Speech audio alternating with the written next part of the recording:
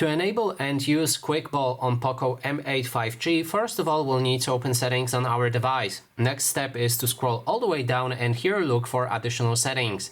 After that we can find the Quickball. When you enter it, you'll be able to turn it on and off. When it's on, you can adjust all of the settings. So first I will explain the settings and then I will show you how to use it. So first we have select shortcuts. That means you can change the shortcuts that you'll be able to access by using your Quickball. So pick whichever shortcuts you like right there, and then we can move to preferred gesture. There's a tap and swipe. I will also explain it at the end as it's pretty critical on how you're gonna use it. Then we have hide automatically, which will make your Quickball hide automatically for some of the apps. So if you, for example, want to watch YouTube videos, I would recommend to enable it for YouTube.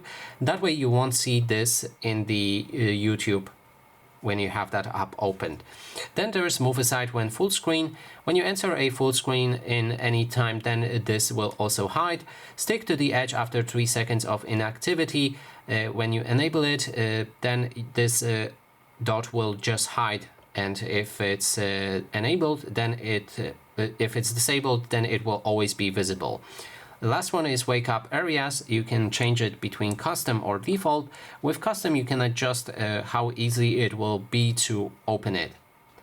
And yep, that's all. Now to actually use it, you need to select your preferred gesture to type, tap or swipe.